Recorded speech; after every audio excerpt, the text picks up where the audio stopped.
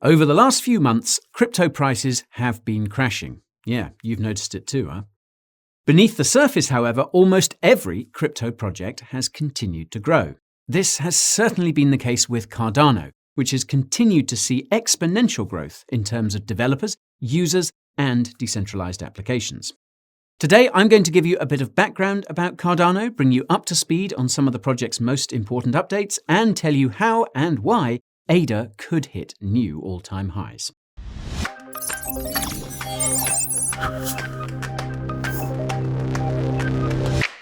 Before we get cracking, there are some disclaimers that need unpacking. If you're here for financial advice, you'll find this video is lacking. That's because it's just entertaining educational content that starts with a bit of rapping.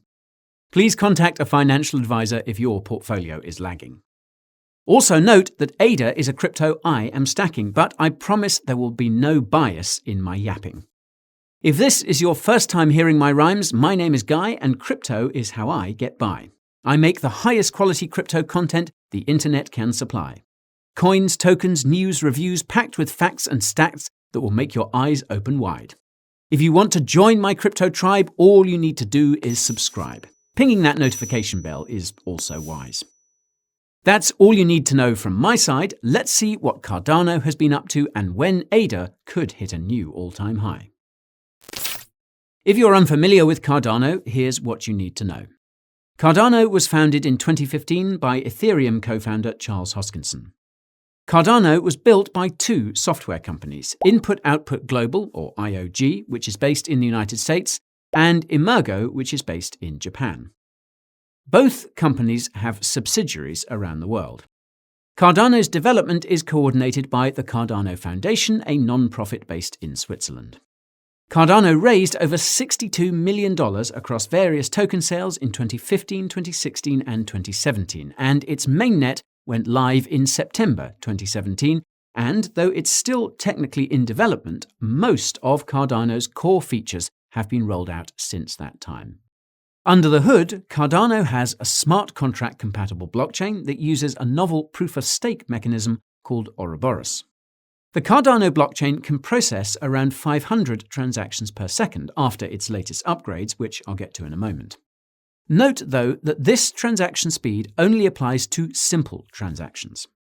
The Cardano blockchain can currently process between 7 and 10 smart contract transactions per second. More on that in a moment, too. The Cardano blockchain is secured by over 3,000 staking pools, which function as its validator nodes. And this makes Cardano one of the most decentralized cryptocurrencies on the market. This is thanks to Cardano's K parameter, which decreases staking rewards when there's too much stake in a single pool. This incentivizes the creation of new staking pools. ADA is the native cryptocurrency of the Cardano blockchain. ADA is used for staking, to pay for transaction fees, and is also used for governance, which is currently limited to a Cardano project incubator called Project Catalyst. ADA staking rewards are currently 4.6% per year with no minimum stake. There's also no lockup or unlock time and no slashing risk, hence why over 70% of ADA's supply is currently being staked. Cardano staking can easily be done through Cardano's two most popular wallets. Although ADA is used to pay for transaction fees on Cardano, transaction fees can be paid for in any native asset thanks to Cardano's novel Babel fees mechanism. There are currently over 4.6 million native assets on Cardano, mostly NFTs, but some also belonging to Cardano's decentralized applications. According to Cardano Crowd, Cardano has 72 decentralized applications that are currently live. According to DeFi Llama, Cardano has 10 DeFi protocols which currently have over $200 million in total value locked. While there are several browser extension wallets that are used to interact with Cardano dApps, the most widely supported one seems to be the Namie wallet, which has over 200,000 downloads. There are over 3.3 million unique Cardano wallets in total, which makes it one of the most adopted cryptocurrencies on the market. If you're curious about the top Cardano projects, you can check out my video about that using the link in the description. Now, it's been barely 4 months since I last covered Cardano, but hey, this is crypto, and so a lot has happened since then. Around the time my last update video went live, a report by Sentiment found that Cardano had the most development of any crypto project in 2021, according to GitHub's data. Now, this is somewhat odd, given that another report done by Electric Capital found that Cardano didn't even make the top 10 list on any of its developer metrics for 2021, and it used GitHub data too. More about that report in the description. Anyways, another thing that happened in January was the launch of the SundaySwap decentralized exchange on the Cardano blockchain. This made SundaySwap the first dApp to deploy on Cardano, and, as I predicted, the Cardano blockchain was completely overwhelmed by the thousands of users anxiously waiting to use Cardano's first dApp. I read on Reddit that the Cardano blockchain was processing just 2 smart contract transactions per second as a result, and this is consistent with my first-hand experience with SundaySwap after it launched. My transactions kept failing, and the swaps that went through took hours to complete.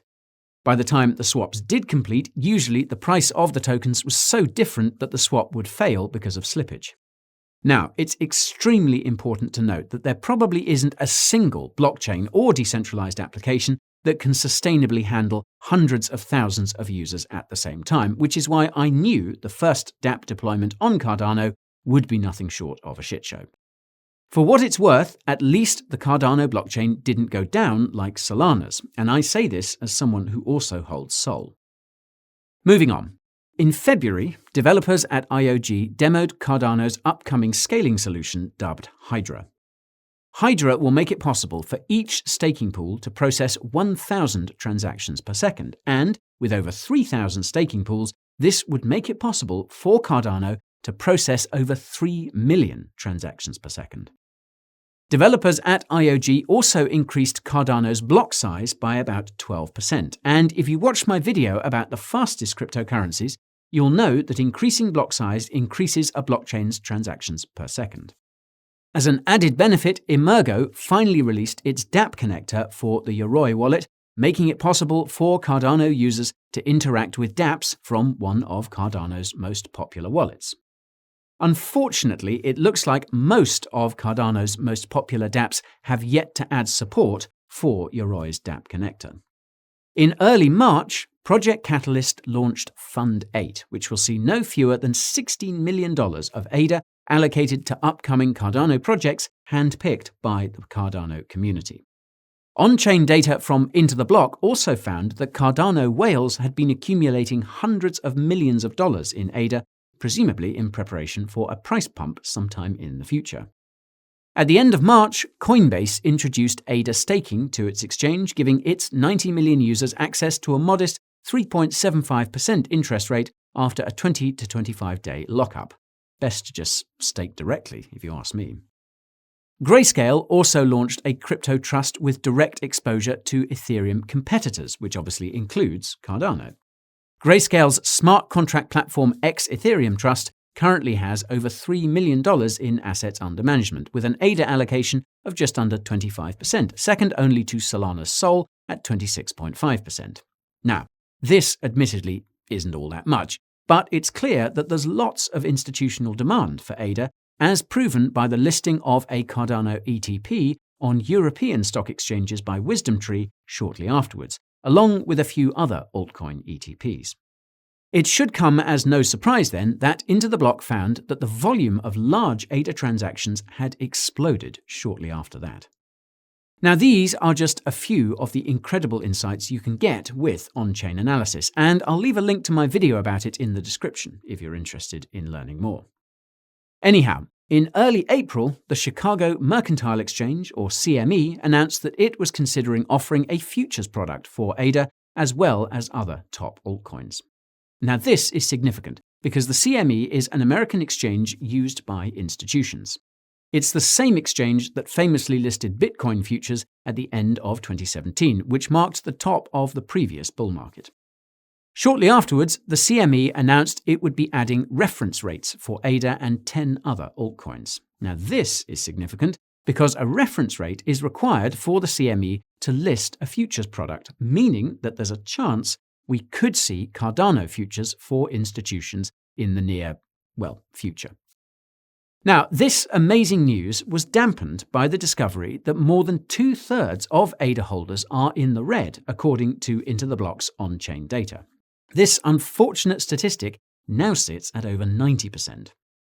In late April, a Cardano project called SingularityNet finally released its highly anticipated ERC20 token converter that makes it possible to move tokens and native assets between Ethereum and Cardano.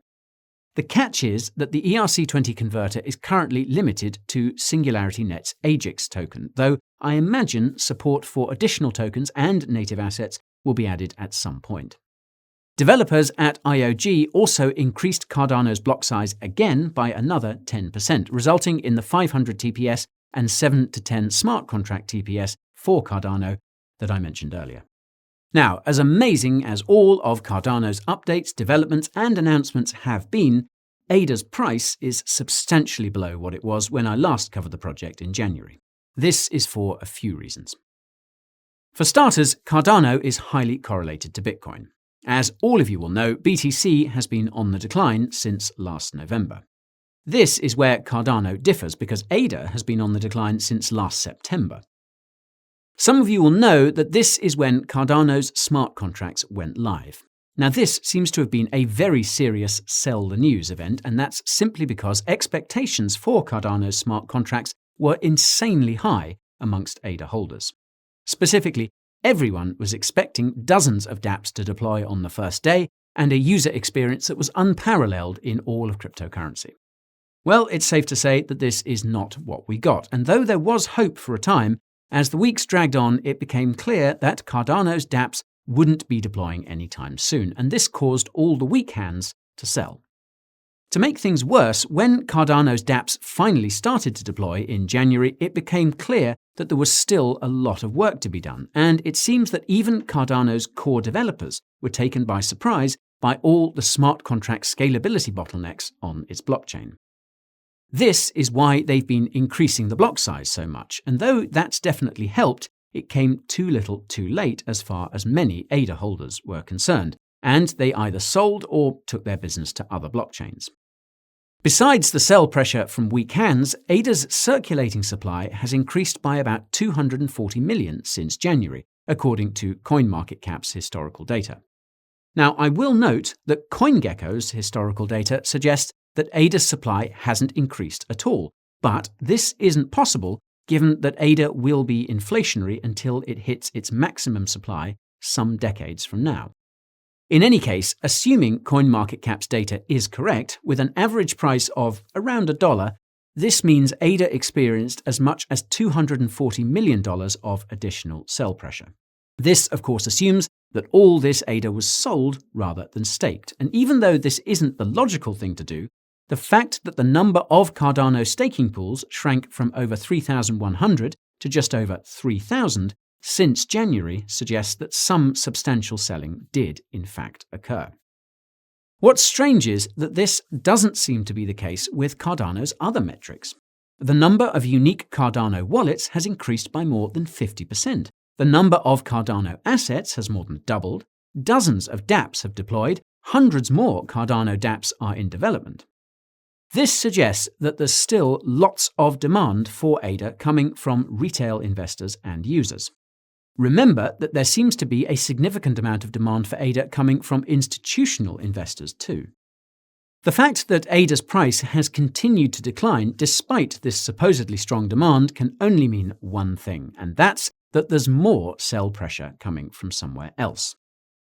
My best guess is IOG, Emergo, and the Cardano Foundation, which have been aggressively expanding their teams, securing partnerships, supporting upcoming Cardano projects, and even outright acquiring crypto-related companies to build Cardano infrastructure.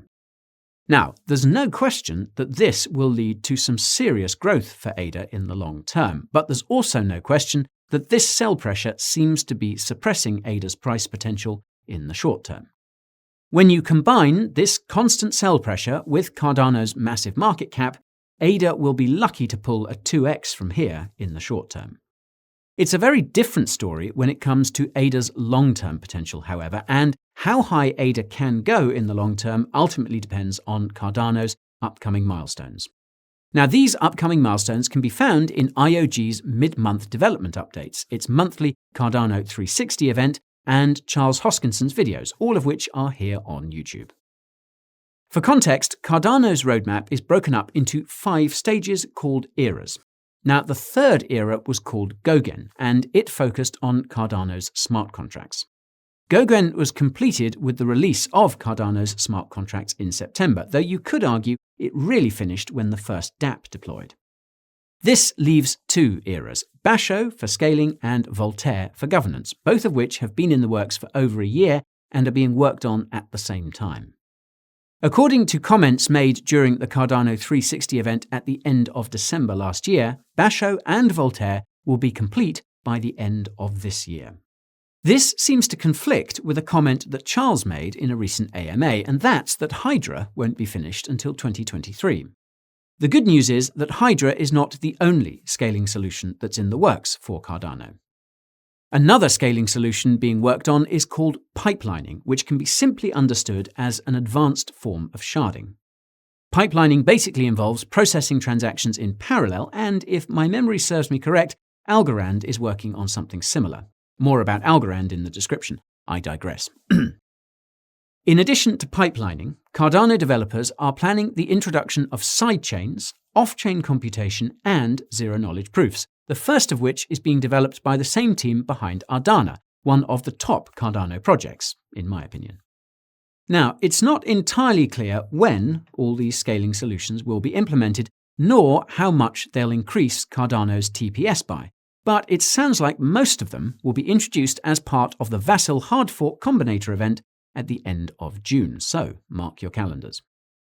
In the interim, Cardano developers will continue increasing Cardano's block size so its blockchain can continue to handle high traffic without any hiccups. As for Hydra, it has its own roadmap, which I'll leave in the description for your viewing pleasure. Spoiler, there don't seem to be any clearly defined dates. Like Charles said, probably 2023. On that note, there don't seem to be many dates or details for Cardano's upcoming governance milestones either, despite the fact that governance was noted as being Cardano's focus this year, according to comments made during the aforementioned Cardano 360 event in December. What I do know is that any Cardano updates related to governance will be added to its blockchain in October this year, as per comments made at the Cardano 360 event in March. I suspect that these governance upgrades will relate to the complex governance architecture that I discussed in my previous Cardano video. That's in the description if you didn't already know. So, this brings me to everyone's favourite part of my crypto reviews, and that's the potential challenges I foresee for Cardano. I'll start by saying all the issues Cardano has seen with its smart contract rollout have actually made me more confident in the long-term potential of the project. This is simply because Cardano's developers have been addressing these issues on both the blockchain side and the dApp side. It's clear that there's been significant improvement on the scalability front since January, and the user experience has likewise hit a new all-time high, so to speak. The problem is that Cardano's core developers should have been aware of Cardano's scalability bottlenecks before dApps started to deploy. As far as I can tell, the only reason they didn't see this coming is because Cardano has historically prioritized research over implementation, and that's my first concern about the project. Ever since the project began, Cardano has made it clear that its mission is to be slow and methodical rather than move fast and break things like other cryptocurrencies. As many in the Cardano community have pointed out, however, if Cardano wants to remain competitive, it needs to start moving fast and breaking things. From where I'm standing, this is what Cardano's developers have finally started doing, but it might be too little too late. This ties into the second challenge that I foresee with Cardano, and that's that there are over a dozen smart contract cryptocurrencies that are objectively more scalable and user-friendly than Cardano. In its current form, Cardano is on the lower end of the smart contract spectrum in terms of performance, cost, and usability, to put it lightly. Again, this does seem to be improving, but it's going to take a lot of time and a lot of effort to move up the ranks. It's also going to take a lot of money, and that's my final concern about Cardano. I really think that IOG, Emergo, and the Cardano Foundation have spared no expense in their operations. The truth is, though, that I can't say this with absolute certainty because these entities haven't fully disclosed where all that funding is coming from. And short of any external undisclosed funding, one can only conclude that these development expenses are being paid for from sales of ADA. The price action appears to be one of the strongest indications there. Now, I'll reiterate that the initiatives undertaken by IOG, Emergo, and the Cardano Foundation are likely to result in long-term benefits to ADA and Cardano as a whole. More importantly, it's clear that these entities are totally committed to the long-term success of the project, and the same can't be said for most cryptocurrencies. The institutional investors are clearly seeing the same thing, and there's no arguing with the smart money as far as I'm concerned. The fact that institutions have continued to show interest in Cardano despite everything I just mentioned is concrete proof that this project has serious long-term potential. That's why I'm going to keep holding ADA. That, and also because ADA seems to be a good crypto to hold during bear markets. You can learn more about the best bear market cryptos using, of course, the link in the description. And that's all for today's Cardano update. If you found it informative, smash that like button to let me know. Remember to subscribe to the channel and find that notification bell too, because you definitely don't want to miss my next video. If you're looking for more from the Coin Bureau, you should know that this channel isn't the only rodeo. You can check out Coin Bureau clips for behind the scenes and original flicks, or tune into the Coin Bureau podcast to hear myself and Mad Mike shoot the shit. You can also follow me on Twitter, TikTok, and Instagram for memes and hot takes, and join my Telegram for daily crypto updates. I've even got a weekly newsletter where I reveal all the cryptos I hold and how and why I adjust my portfolio. The links for all of the above are in the description, just so you know. Now, if you want a chance to win free cryptocurrency, we have an ongoing crypto competition for thee. One whole Bitcoin is up for grabs, with 10 lucky winners getting 0.1 BTC each. If you want to enter, again, link in the description, if you please. Thanks as ever for lending me your ears and eyes. It's time for me to say goodbye. I'll be back before you even know I'm gone, so for now I'll just say, so long.